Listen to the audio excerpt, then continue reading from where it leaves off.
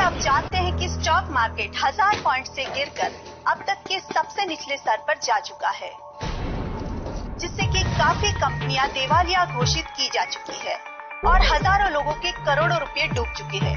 इस उतराव का सबसे ज्यादा असर आईटी कंपनी और कंस्ट्रक्शन कंपनी पर हो रहा है और ये अनुमान लगाया जा रहा है कि इन्वेस्टरों को 2000 करोड़, जिससे कि ये लीजिए सैंडविच। सब आज केवल सैंडविच ही मंगाया आपने? रोजाना तो कई प्रकार की चीजें मंगाते थे, आज भूख नहीं लग रही आपको? ऐसी कोई बात नहीं। क्या हुआ, बड़े परेशान लग रहे हो? चलो तुम छुट्टी लो और घर जाओ। सुना नहीं तुमने? घर जाओ।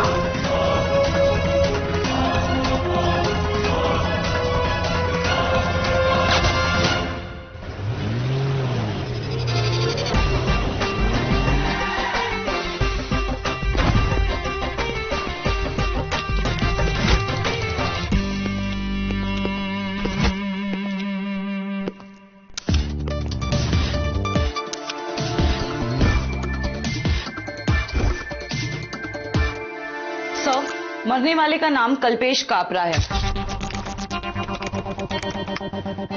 पिछले 8 साल से स्टॉक ब्रोकर में था। काम काफी अच्छा चल रहा था।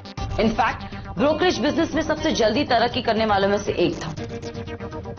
परिवार में कोई नहीं है, अकेला ही रहता है और कुछ दिन पहले उसकी किट्टू मल्होत्रा के साथ सगाई हुई है। वो आती ही होगी। उसे मरने से पहले आखिरी बार किसने देखा? चिंटू ऑफिस में काम करता है।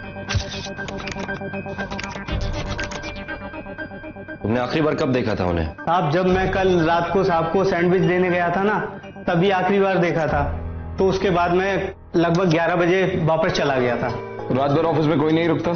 सर जी, मैं रुकता हूँ, लेकिन साहब ने कल मुझे जल्दी जाने के लिए बोल दिया था तो मैं निकल गया। तुमने कुछ देखा या सुना, या फिर उनका किसी भी तरह का कोई झगड़ा या कुछ और? ऑफिस में तो कोई नहीं था, लेकिन हाँ, साहब थोड़े परेशान थे और पहली बार इस तरीके से वो मेरे पर चिल्ला भी रहे थे। उसका मतलब उन्हें कोई चीज परेशान करी थी। सर, मरने से पहले आखिरी चैनल ये चल रहा था सर, बिजनेस चैनल है। मार्केट कल 300 पॉइंट गिरी है श्री। अगर एक स्टॉक ब्रोकर ये नहीं देखेगा तो क्या कोई नाच गाने का शो देखेगा? खड़ूस को स्टॉक मार्केट के बारे में ज्यादा पता चल गया बेटा। इसने गलत क्या बोला? खड़ूस तो है।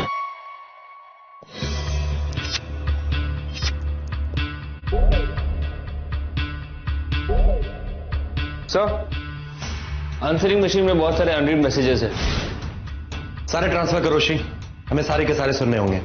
Okay sir. सर, इसकी बॉडी में ना 3 गोलियां लगी है, एक पैर पे, एक उसके कंधे पे और एक सीधा दिल पे। और 2 गोलियां भी चली थी। एक तो सामने दीवार पे गई और दूसरी जो इस बार काउंटर के पैर पे लगी। गोली थी तो उस आदमी के पैर के लिए ही, बट गलती से उस बार काउंटर के पैर पे लग गई। भैया, बुलेट्स को एनालिसिस के लिए भेजो। Okay sir. हमला करने वाला एक आदमी नहीं था, वो दो थे। जूतों के निशान देखो। कुछ ढूंढ रहे थे शायद, इसलिए सब कुछ उलटपुलट कर दिया है। उन्हें किसी चीज की तलाश थी और मारने से पहले कल्पेश को टॉर्चर भी किया उन लोगों ने। नहीं, इसे टॉर्चर नहीं किया गया है, क्योंकि अगर इसे टॉर्चर किया जाता तो उसकी बॉडी पे कहीं तो चोट का निशान होता। तो फिर उसके पैर पे गोली क्यों मारी राउते? उसे डराने के लिए ना। फिर वो नहीं माना, फिर उन्होंने उसे मारा और उन्हें जो चाहिए तो उसे ढूंढा और यहां से चले गए। ये भी तो हो सकता है जिसने गोली चलाई है वो अनाड़ी हो, 2 शॉट बर्बाद कर दी और तीसरा पैर पे मारा। अगर डराना ही होता तो उसे मारते नहीं राठौड़। तो फिर 3 गोलियां क्यों चलाई उसे मारने के लिए? और अगर अनाड़ी थे तो या तो दिल पे मारते या पॉइंट ब्लैंक पे सर पे गोली मारते। मैं ये मानता हूं कि जिसने भी इसे मारा है वो यहां को ढूंढने की कोशिश कर रहा था, पर कल्पेश कोई पेशेवर मुजरिम नहीं था जो इतना टॉर्चर सह सके। और वैसे भी राठौड़, किसी आदमी को टॉर्चर करने के लिए पैर में एक गोली काफी है, समझे या समझाऊं? सर, वॉइस मैसेजेस के सब मैसेजेस अब हम सुन सकते हैं। कल्पेश भाई, मेरा सब कुछ लुट गया। मेरी जिंदगी भर के पोंछे लगे थे बाजार में, मैं बर्बाद हो गया कल्पेश भाई। क्या कल्पेश, आखिरी बार बोल रहा हूँ, वरना तुम जानते हो कि मैं क्या कर सकता हूँ। मैं तुम्हारी कॉल का इंतजार करूंगा। 10 मिनट में अगर तुमने फोन नहीं किया तो मैं फोन करते हुए सुना था, मैसेज भी कर दी। शायद कल्पेश ने फोन उठा के बात कर लिया। अगर मैसेज के बीच किसी ने फोन उठा लिया तो मैसेज वहीं तक रिकॉर्ड हो जाता है, बाकी क्या बातचीत तो फोन में हो जाती है। पता करो ये धमकी देने वाला कौन है, प्ले करो आगे।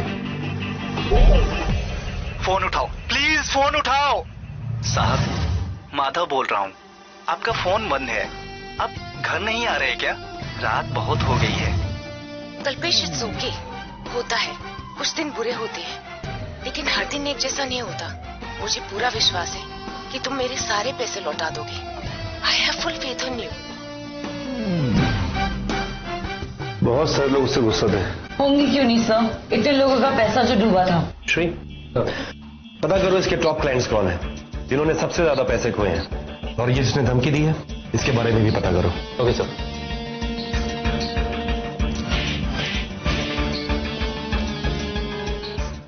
सर, उसकी मंगेतर किट्टू मुद्रा आ गई है। आपकी कल्पेश के साथ सगाई हुई थी, आपने हमें बताया क्यों नहीं? हाँ, और 2 महीने बाद हमारी शादी होने वाली थी। मुझे तो यकीन ही नहीं हो रहा कि ये सब कैसे हो गया। वो कब से हमारी फैमिली का हिस्सा था। कब से? हमें तो बताया गया कि आप लोग हाल ही में ही मिले थे। हाँ, लेकिन वो मेरी मॉम को बहुत पहले से जानते थे। इनफैक्ट मेरी मम्मा ने ही हम दोनों को मिलवाया था। आपकी मम्मा कल्पेश को कैसे जानती है? कल्पेश मम्मा का फाइनेंस संभालते थे, और जब मैं यूएस से पढ़ाई खत्म करके आई तब उन्होंने मुझे प्रपोज किया और मैंने हाँ कर दी। आपको किसी पे शक है? बिल्कुल नहीं, उनकी किसी के साथ भी दुश्मनी नहीं थी। वो हमेशा अपना काम करते थे, काफी एम्बिशियस और मेहनती थे। कामयाबी अपने दुश्मन अपने आप ढूंढ लेती है, और किसी और की कामयाबी कभी भी किसी से बर्दाश्त नहीं होती।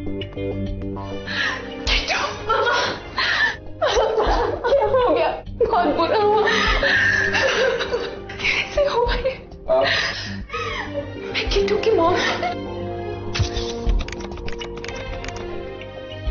मैं तो कल्पेश को बिजनेस में ग्रो होते हुए देखा था, ये सब कैसे हो गया? मैंने कल रात उसे फोन करने की भी कोशिश की थी, पर एक मैसेज भी छोड़ा था मैंने। मैं पनवेल में थी, एक होटल में। वहां मैंने टीवी पे न्यूज देखा तो मैंने उसे फोन करने की कोशिश की। गॉड नोस वो उस टाइम जिंदा भी था या नहीं। मुझे तो विश्वास ही नहीं हो रहा, ये सब कैसे हो गया? मुझे कल्पेश पे पूरा भरोसा था, तब भी जब सबका भरोसा उसके ऊपर से उठ चुका था। मैंने अपने पैसे उसके बिजनेस में लगाए थे। मैं उसे तब से जानती थी जब से वो एक ब्रिलियंट सीए था, तब से। और जब किट्टू के साथ उसकी शादी तय हुई तो मेरी खुशी का ठिकाना ही नहीं था। ये जिसने भी किया हो, जिस किसी ने भी ये किया है, हम वादा करते हैं कि हम उसे ढूंढ के रहेंगे। दरवाजा खुला है।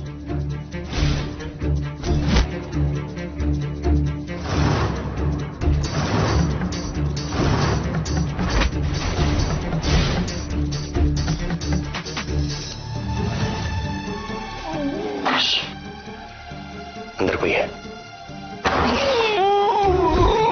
छोटू खोलो इनको।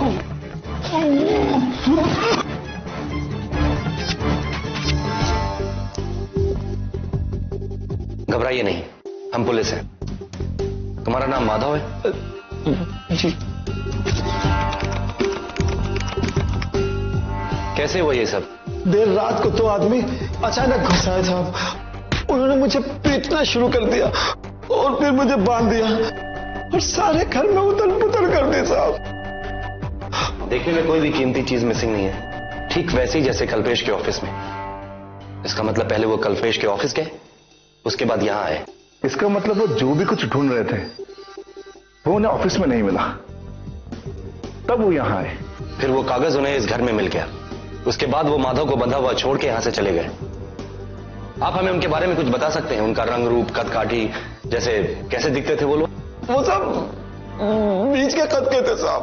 हाँ साहब, अचानक उसमें से एक को छींके आने शुरू हो गई थी साहब और उसने अपना नकाब उतार दिया था साहब। आप उसका हुलिया हमारे आर्टिस्ट को बता सकते हैं? हाँ हाँ साहब।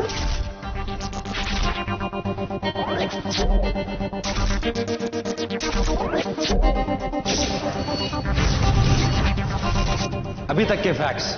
कल्पेश एक एम्बिशियस ब्रोकर, एक फाइनेंशियल व्हीलर डीलर। 1 महीने पहले किट्टू के साथ उसकी सगाई हुई और अभी जो शेयर मार्केट क्रैश हुआ है उसमें उसने बहुत सारे पैसे खो दिए। बहुत सारे क्लाइंट्स ने उसे गुस्से में कॉल भी किए, जिसमें से एक ने धमकी दी, जिससे उसने बात भी की, और बाकी की कॉल्स वो अवॉइड करता रहा। इसके अलावा 2 अनजान लोग उसके घर में घुसकर कुछ ढूंढ रहे थे। वो क्या ढूंढ रहे थे ये हमें नहीं पता। किसी से कोई दुश्मनी, कुछ नहीं पता। इतने बड़े घाटे के बाद तो दोस्त भी दुश्मन बन जाते हैं। आज कल्पेश का दुश्मन ढूंढना कहीं आसान है और दोस्त कहीं मुश्किल। सर, धमकी देने वाले का नंबर मिल गया है, पर क्या? फोन स्विच ऑफ है सर, इसलिए ट्रेस नहीं कर पा रहा हूँ। किसका नंबर है वो? गलत है sir, fake ID, fake address proof. या तो ये आदमी पेशेवर मुजरिम है या किसी गैंग से जुड़ा हुआ। पर ऐसे मुजरिम इतनी सारी गोलियां नहीं चलाते एक आदमी को मारने के लिए, और उसमें से कई गोलियां तो उस आदमी को लगी भी नहीं। कहीं कुछ छूट रहा है ना था। सर, एक और बात पता चली है। कल्पेश के फोन रिकॉर्ड से हमें यह पता चला है कि उसने किट्टू को कम से कम 10 एसएमएस भेजे थे। कमाल की बात है, पूरी स्टॉक मार्केट हिली हुई थी और एक स्टॉक ब्रोकर मजनू बनकर लैला लैला कर रहा था। इतनी बड़ी प्रोफेशनल क्राइसिस में इतने सारे निजी एसएमएस, और किट्टू के नंबर से एक भी रिप्लाई नहीं आया। हो सकता है उनका आपस में कोई झगड़ा हुआ और उसने हमें इस बारे में कुछ बताया भी नहीं। रिया, एक काम करो, मम्मी की जितनी भी इंफॉर्मेशन हो सबको क्रॉस चेक करो, पता करो कि उस रात वो उस होटल में थी भी या नहीं। होटल से पता चला है कि कल रात वो अपने कमरे में ही थी। इनफैक्ट उन्होंने खुद कहा था कि कोई उन्हें डिस्टर्ब ना करे, क्योंकि वो मेडिटेशन करना चाहती थी। एंड यस, वो रात को मिडनाइट बुफे के लिए बाहर भी निकली थी।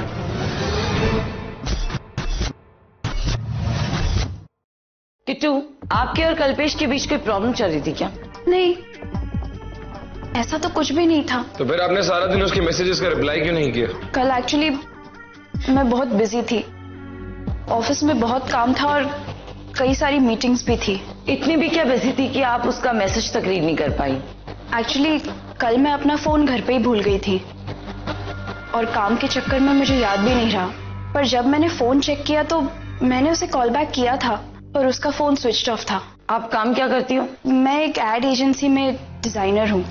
कई बार हमारे शेड्यूल्स बहुत क्रेजी हो जाते हैं। ओके।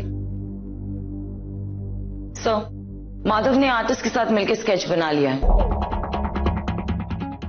मुन्ना यादव सर नंबरी गुंडा है, इस पर बहुत सारे केसेस है, जैसे कत्ल और किडनैपिंग के। और हमें कहां मिलेगा ये? डोंगरी नाका, जेल से छूटे चुने हुए गुंडों का अड्डा है ये। तो हम लैंड माइन पे कदम रखने वाले हैं जो कभी भी फूट सकता है। राइट, हमें बाहर निकलने के सारे रास्ते कवर करने होंगे और बहुत होशियारी से मुन्ना को ढूंढना पड़ेगा। अगर कोई भी गलती हुई तो वहां बहुत बड़ा बखेड़ा खड़ा हो सकता है। जाहिर सी बात है, अगर वो मुन्ना का इलाका है तो वहां उसके खबरी भी जरूर होंगे। अगर हम सब एक साथ जाएंगे तो वो मुन्ना चौकन्ना हो सकता है और वहां से भागने की कोशिश भी कर सकता है। अगर तुम इतने कॉन्फिडेंट हो तो तुम और छोटू वहां जाओ, लेकिन याद रखो अपने गुस्से पे काबू रखना।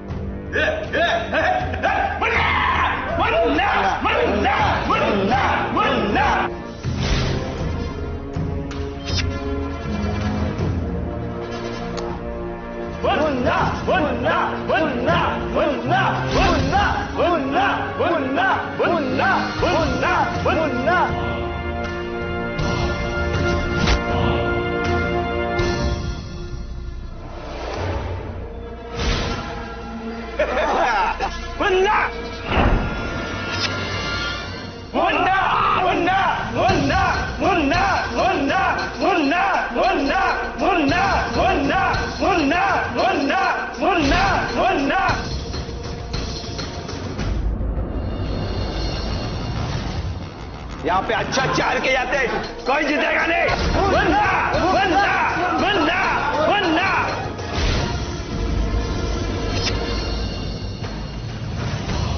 सर मैं तो खेल रहा था। देखिए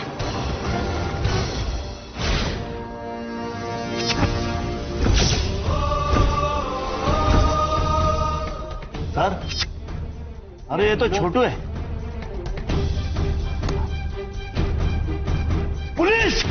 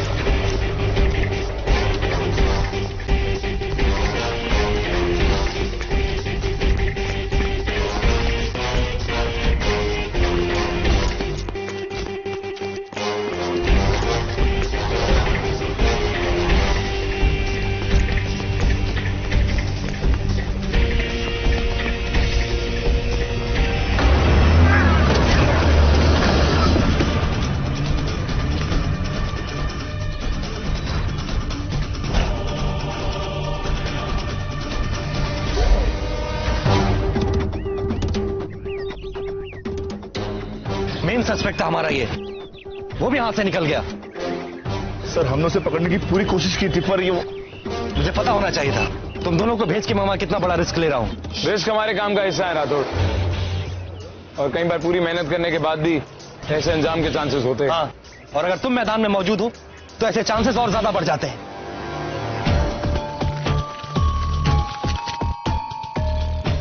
सर, मुन्ना की जेब से एक मोबाइल मिला है। उसे कोई लीड मिली? यस सर, मैसेज एक्सचेंज हुई जहाँ पे मुन्ना को कल्पेश का ऑफिस का एड्रेस भेजा गया है। इसका मतलब मुन्ना को इस काम के लिए हायर किया गया था। एसएमएस किस नंबर से आया है? सर वही धमकी वाली कॉल से सर। इसका मतलब हमारा शक सही था। एक और मैसेज है सर, किसी Varun Katiyal.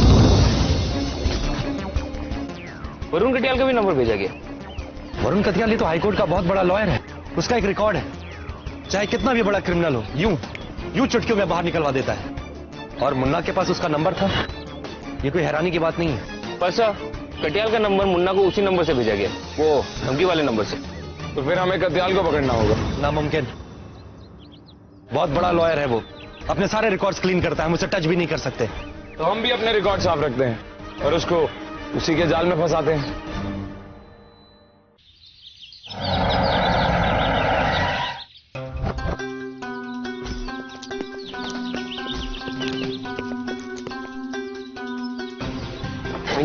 Welcome. Sir appeal जीतने की मुबारकबाद। कुछ लोगों ने तो शर्त लगा के रखी थी कि आपके मौके कभी छूट ही नहीं सकते। आप उन लोगों से क्या कहना चाहेंगे? सिर्फ एक बात, आप शर्त लगाइए, लेकिन अगर आपको जीतना है तो सिर्फ वरुण कटियाल की तरफ से ही।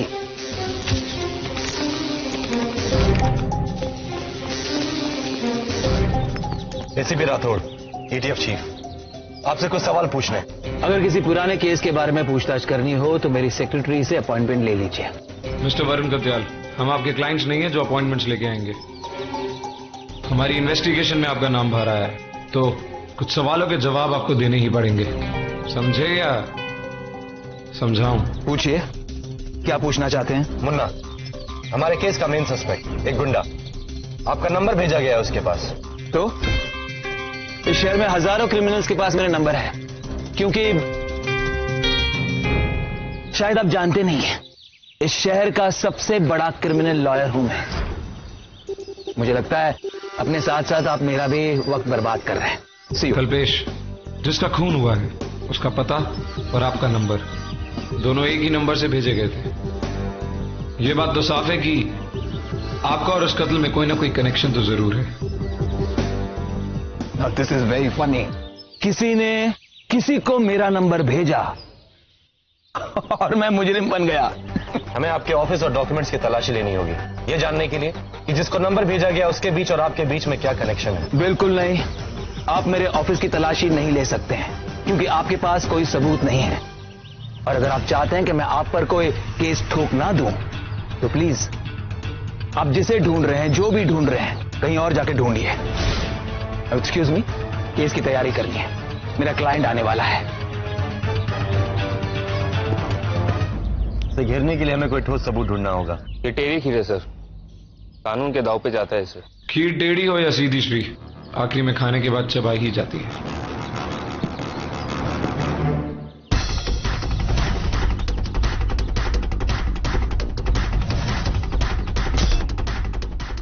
तो यही है कत्याल का जरूरी केस।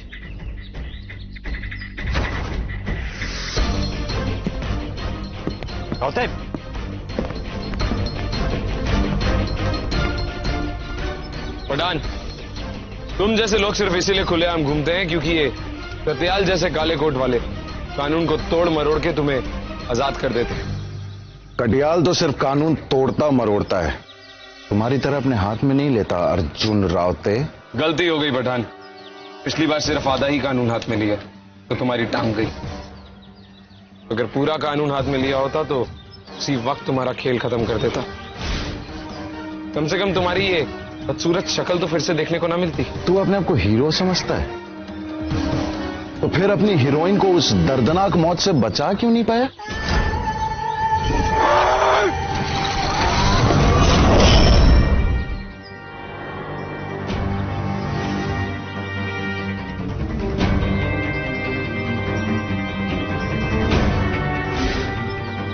रावते, ये तुम्हें भड़का रहा है, इसकी बातों पे ध्यान मत दो।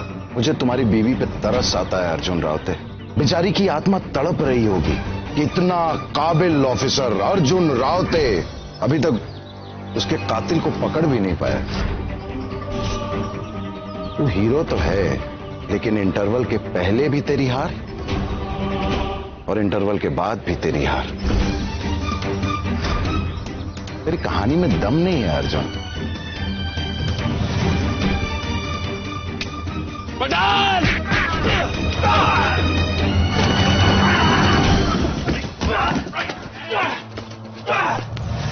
रावते! रावते! रावते, संभालो अपने आप को, कोर्ट में खड़े हम। इसका बदला लूंगा अर्जुन रावते, पुराना एक एक हिसाब चुकता करूंगा। देख लेंगे पठान। रावते, कत्याल हमें फंसा लेगा।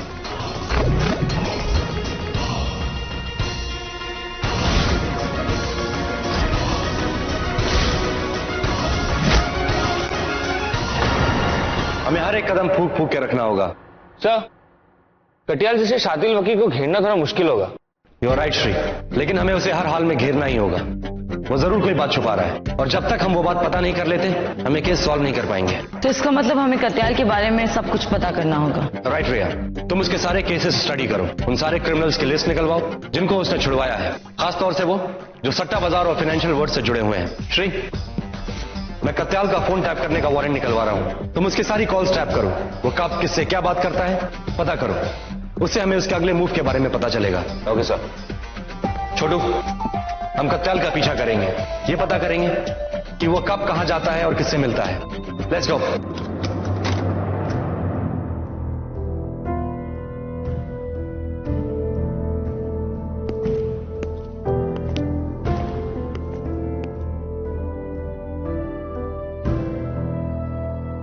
आपको कातिल के बारे में कुछ और पता चला? जी अभी तक तो नहीं, पर काम चल रहा है। खैर, आपसे कल्पेश के बारे में कुछ सवाल पूछने थे, क्योंकि आप इसको काफी टाइम से जानती थी। हाँ हाँ, पूछिए। क्या कल्पेश अपनी पर्सनल लाइफ में कुछ परेशान था? I mean, कुछ डिस्टर्बेंस या डिप्रेशन या कुछ? क्योंकि कत्ल की रात भी उसने आपकी बेटी को कई सारे एसएमएस भेजे। आप इस बारे में कुछ जानती हैं? नहीं, ऐसी तो कोई बात उसने मुझसे नहीं कही। क्या कल्पेश अपनी सारी पर्सनल बातें आपसे शेयर करता था? हाँ, वो मुझसे अपनी सब बातें शेयर करता था। हमें एक्चुअली मेरे एक रिलेटिव ने एक पार्टी में मिलवाया था, और मैं उसे देखते ही समझ गई थी कि वो कितना टैलेंटेड और मेहनती है। मैं अकेली थी, इतना बड़ा घर, पैसा, बेटी थी पर बाहर, और पति रहे नहीं थे। बस मैंने ही उसे उसका बिजनेस सेटअप करने में बहुत मदद की, और बिजनेस चलने भी लग गया बहुत अच्छा। पर जैसे जैसे बिजनेस बढ़ा और वो कामयाब होता गया, वो बहुत बिजी होता गया, और फिर कुछ दिनों के बाद हमारे बीच में बात होना बहुत कम हो गया। कामयाबी के साथ लोग और लोगों के शौक अक्सर बदल जाते हैं। क्या कल्पेश के साथ भी कुछ ऐसा ही हुआ? I mean, शराब, सिगरेट या लड़कियां? उसे ऐसी कोई आदत नहीं थी। उसकी मौत से तो हम दोनों की जिंदगी उलट पलट हो गई। हमारे बहुत करीब था वो।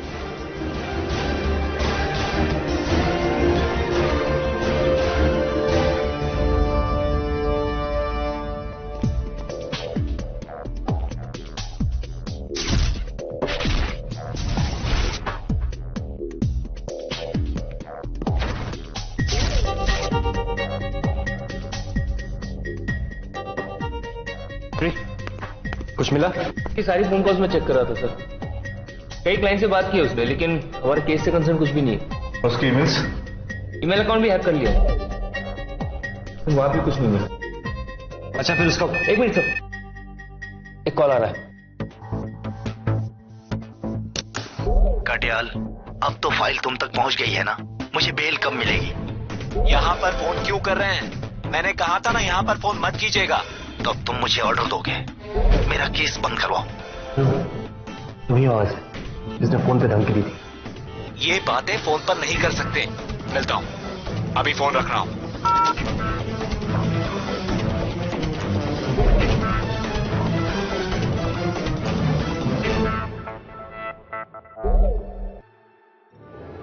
सर, कॉल बकुला पुलिस स्टेशन से आया।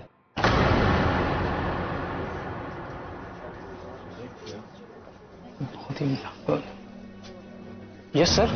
अर्जुन राउत, ईटीएफ। हाँ सर, बैठी ना। हाँ सर, बोलिए क्या सेवा कर सकता हूँ मैं आपकी। ये जो आपकी दुकान के बाहर सीसीटीवी कैमरा है, क्या ये 24 घंटे ऑन रहता है? जी हाँ सर। पिछले 48 घंटे में सीसीटीवी कैमरा ने जो भी कुछ रिकॉर्ड किया है, मुझे उसकी सीडी चाहिए। हाँ, ये लीजिए सर, ये देखिए। Thank you. Welcome sir. ETF sir, बड़ी प्लीज सर, मैं क्या मदद कर सकता हूँ आपकी? हमने आपकी जेल से एक फोन कॉल ट्रेस किया है और हमें उस आदमी को ढूंढना है जिसने वो कॉल किया है। लेकिन सर, जेल में मोबाइल तो किसी पास हो ही नहीं सकता यहाँ पर। है तो सही, क्योंकि कॉल इसी जेल से गया है। वैसे कौन कौन बंदे आपकी जेल में जिनके ऊपर केस चल रहा है? एक मिनट सर। एक तो ये हीरा है, इसके ऊपर चोरी का केस चल रहा है, और दूसरा मनोज, ये इसके ऊपर फ्रॉड का केस चल रहा है, और तीसरा है जय सिंह, ये बड़ा मुजरिम है सर, हवाला का रैकेट चलाता ही है। और इसका वकील कौन है? वरुण कात्याल। हमें जय सिंह से फौरन मिलना है। सर, ये है जय सिंह। जय सिंह, तुम्हारा मोबाइल नंबर क्या है? क्या मजाक है ये? अगर इस सेल में मोबाइल नहीं मिला तो वो मजाक होगा। अच्छा, वैसे तुम हो कौन ये सब पूछने वाले? हम वो हैं जिसे जो चाहिए वो पाने के लिए इस पूरे सेल की तलाशी ले सकते हैं।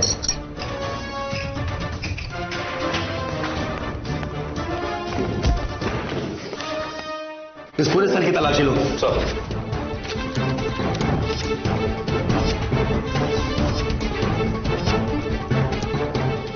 कुछ नहीं मिला सर। तुम सिर्फ अपना वक्त बर्बाद कर रहे हो।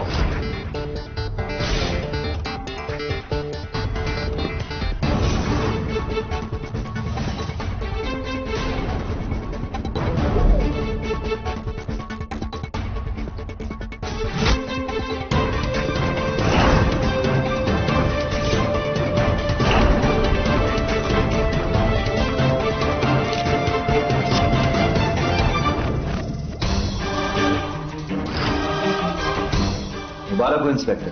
तो ये सब चल रहा है तुम्हारी सेल के अंदर।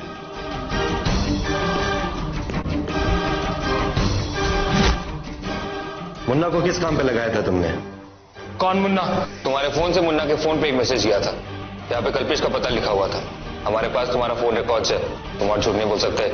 इसलिए इस बार सिर्फ सच बोलो। मुन्ना को किस काम पे लगाया था तुमने? Stop it! स्टॉप इट, आई से! ये क्या कर रहे हैं आप मेरे क्लाइंट पर गलत इल्जाम कैसे लगा सकते हैं? मैं आप पर केस कर सकता हूं, यहां जेल में आपको बंद करवा सकता हूं। हमारे पास आपका फोन रिकॉर्ड भी है वकील साहब, जिससे साफ होता है कि आप और जयसिंह कल्पेश के बारे में बात कर रहे थे।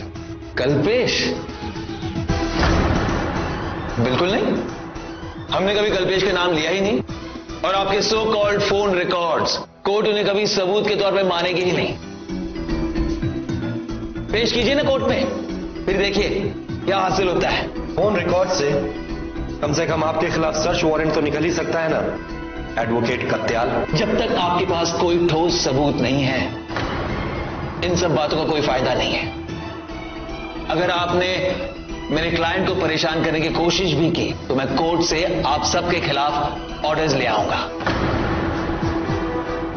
जाइए, पहले सबूत लाइए। चलो फिलहाल चलते हैं यहां से।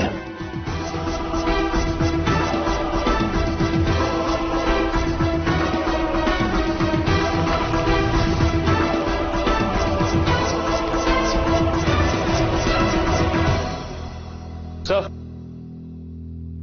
मैंने कल्पेश का लेन देन का रिकॉर्ड चेक किया, उसे कुछ पैसा मिलने वाला था जयसिंह से शेयर खरीदने के लिए।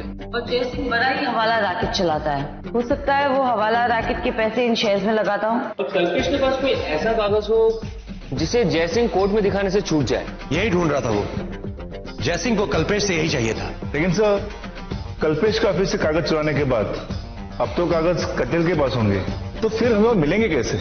मुन्ना, जिसे ये काम दिया गया था वो मर चुका है। अब इन दोनों का केस के साथ कनेक्शन हम कैसे जोड़ेंगे? हमारे पास सचमुच कोई भी सबूत नहीं है। ठोस सबूत है हमारे पास। मुझे कुछ मिला है जिससे हम कातिल तक पहुंच सकते हैं। कातिल ने वारदात की जगह कोई भी सबूत नहीं छोड़ा, तो तुम्हें ऐसा क्या मिल गया? कई बार हम सबूत ढूंढने में इतना खो जाते हैं कि नाक के नीचे पड़ी हुई चीज को भी नजरअंदाज कर देते हैं। जैसे कल्पेश की बिल्डिंग की तस्वीरों से मुझे एक चीज दिखाई दी। कल्पेश की बिल्डिंग के ठीक सामने एक बहुत बड़ा ज्वेलरी का शोरूम है, और हर बड़े ज्वेलरी के शोरूम की तरह इस ज्वेलरी के शोरूम में भी सीसीटीवी कैमरास लगे हुए हैं। एंड गेस व्हाट, एक सीसीटीवी कैमरा बिल्डिंग की तरफ रिकॉर्डिंग कर रहा था। तुम्हें उस कैमरे की रिकॉर्डिंग मिली है? श्री,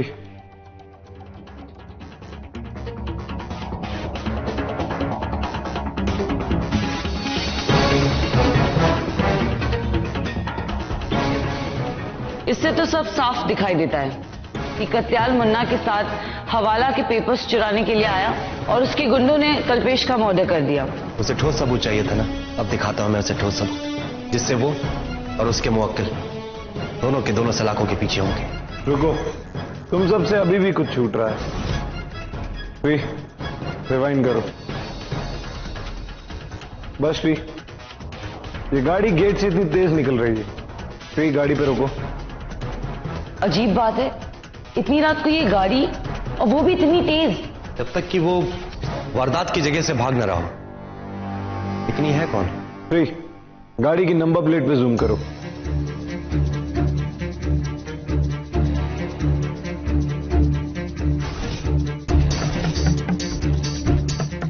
ये गाड़ी किट्टू की है।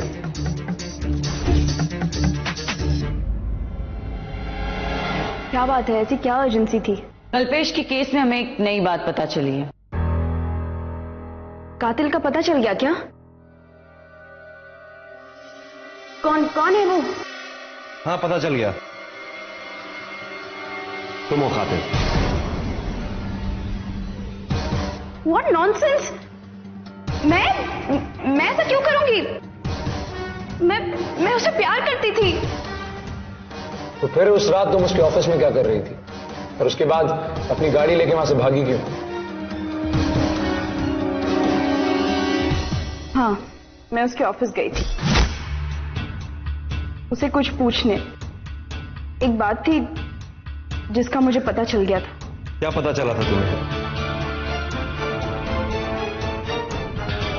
उसका किसी के साथ तो मैंने अपने दोस्तों को कुछ बातें कहते हुए सुनी थी। जब तुम्हें यह पता चला कि जिस आदमी के साथ तुम्हारी शादी होने वाली है उसका किसी और औरत के साथ संबंध है, तो तुमने गुस्से में आके उसका कत्ल कर दिया? नहीं, ऐसा नहीं है। मैं उससे बहुत नाराज थी। मैंने उसे कह दिया था कि मुझे शादी के बारे में दोबारा सोचना होगा। वो मुझे फोन पे फोन करता गया, मैसेजेस पे मैसेजेस करता गया, पर मैंने कोई रिप्लाई नहीं किया। फिर मैंने सोचा कि मैं उसे जाके मिल ही लेती हूँ, बात कर ही लेती हूँ उससे।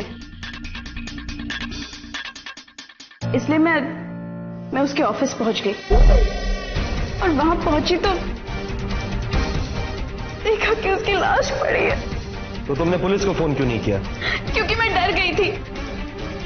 हमारा हमेशा झगड़ा हो रहा था, और मैंने सोचा कि अगर ये बात उसने अपने दोस्तों को या फिर उस औरत को बताई हो तो सबसे पहला शक तो मुझ पर ही आएगा ना। झूठ बोल रही हो तुम।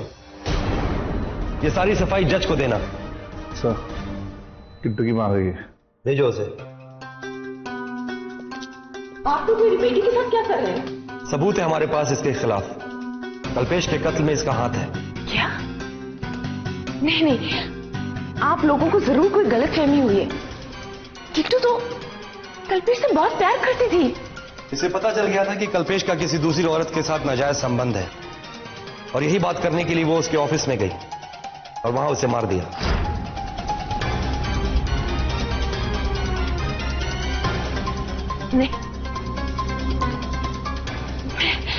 नहीं मानती। तुम उनको बाहर लेके चलो। मेरे साथ आते। कुछ गड़बड़ है राठौड़। अब क्या हो गया? सबूत पे एक और बार नजर मारनी पड़ेगी। होता है। ये सब हम ध्यान से देख और सुन चुके हैं, फिर दोबारा क्यों? ऐसा नहीं होता। एक और बार जलाओ, maximum volume Shri, maximum volume. होता है श्री थोड़ी और आवाज बढ़ा। हर दिन एक जैसा नहीं होता, बस श्री। कुछ दिन बुरे होते हैं। पीछे कोई आवाज आई? फेथ है कि तुम एम्बुलेंस की हल्की सी। ये वक्त भी गुजर जाएगा। इसका मतलब क्या? श्री वो सीसीटीवी के फुटेज चलाओ जरा। बस श्री पॉज करो। ये देखो, ये जा रही है एम्बुलेंस कल्पेश के ऑफिस के बाहर से। तो ये क्या वही एम्बुलेंस है? हाँ, सीसीटीवी कैमरे की फुटेज में टाइम और आंसरिंग मशीन के हिसाब से जो मैसेज आया, दोनों एक ही टाइम पे आए हैं, 11:20। मतलब अम्मी ने वो कॉल कल्पेश के ऑफिस के बाहर से ही किया था? हाँ, और वो शुरुआत से हमसे झूठ बोल रही थी कि वो उस रात को पनवेल के किसी होटल में थी, बल्कि वो उस रात को कल्पेश के ही ऑफिस में थी और उसी ने कल्पेश को मारा। लेकिन क्यों?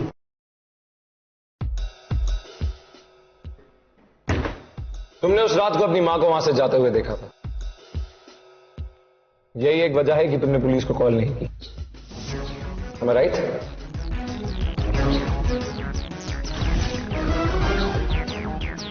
हाँ, जब मैं अंदर जा रही थी तो कोई बाहर जा रहा था। मुझे लगा कि वो मम्मा है, और अंदर गई तो कल्पेश की लाश पड़ी थी। इसलिए मुझे लगा कि मम्मा का इस खून से कुछ कनेक्शन है, क्योंकि वो हमेशा अपने पैसों के बारे में, प्रॉफिट्स के बारे में बात करती थी। मेरा तो दिमाग ही काम करना बंद हो गया था। मैं बहुत डर गई थी। भैया, किट्टू को बाहर लेके जाओ और मम्मी को भेजो। किट्टू पे जो हमने इल्जाम लगाए थे वो गलत थे, और आपने कल्पेश को किसी पनवेल के होटल से फोन नहीं किया, क्योंकि उसी की बिल्डिंग के पार्किंग लॉट से किया था। हमारे पास सबूत है। आपको शर्म नहीं आती? अपना जुर्म छुपाने के लिए अपनी बेटी की बलि चढ़ाने चढ़ी थी आप।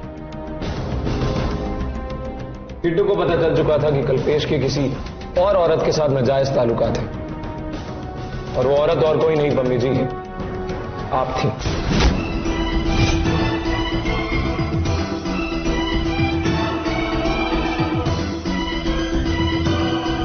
मैं कल्पेश को बहुत सालों से जानती थी। वो मेरे सारे पैसे हैंडल करता था। फिर धीरे धीरे हमें प्यार हो गया, यहां तक कि मैंने अपने सारे पैसे उसके बिजनेस में लगा दिए। फिर किट्टू इंडिया वापस आई तो मुझे पता चला कि कल्पेश ने किट्टू को प्रपोज किया है शादी के लिए, और किट्टू ने हाँ कर दी। मैं हैरान हो गई थी कि कल्पेश इतना नीचे कैसे गिर सकता है। और उसके बाद आपने उसे मारने का प्लान बनाया? हाँ, मैंने जानबूझ के वो दिन चुना जिस दिन स्टॉक मार्केट में सबसे ज्यादा गिरावट आई, ताकि शक उसके बाकी के क्लाइंट्स पे पड़े। मैं कल्पेश के ऑफिस में गई और उसे अकेला पाते हुए देख के मैंने उस पे कई गोलियां चलाई।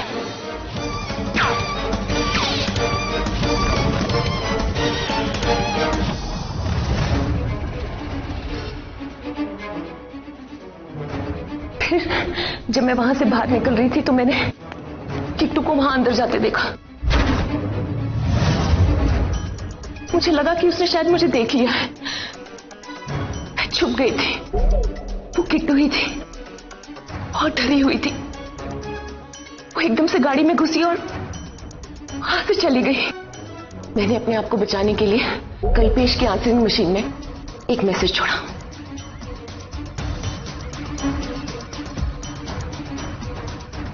आप कहती हैं कि आप उससे प्यार करती थी?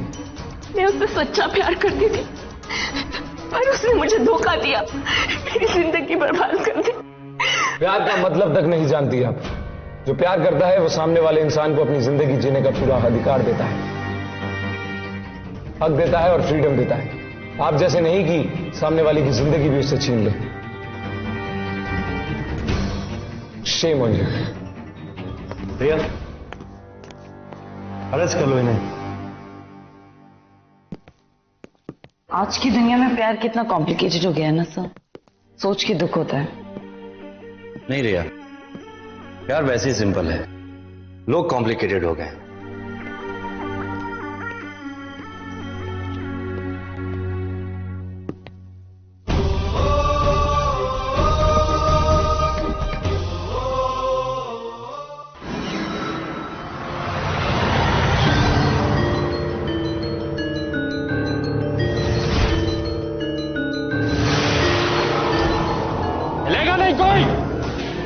पूरे केस को बंदी बना लिया है, गार्ड को मार दिया है। तुम अंदर जाने का प्लान फॉलो करो। 86% होस्टेज केसेस में आखिरी में खून खराबा ही होता है, आपको वहां जाना नहीं चाहिए। वो सिर्फ इसलिए रिया क्योंकि 100% केसेस में एक ऑफिसर अंदर बंदी नहीं बना होता, समझे या समझाओ?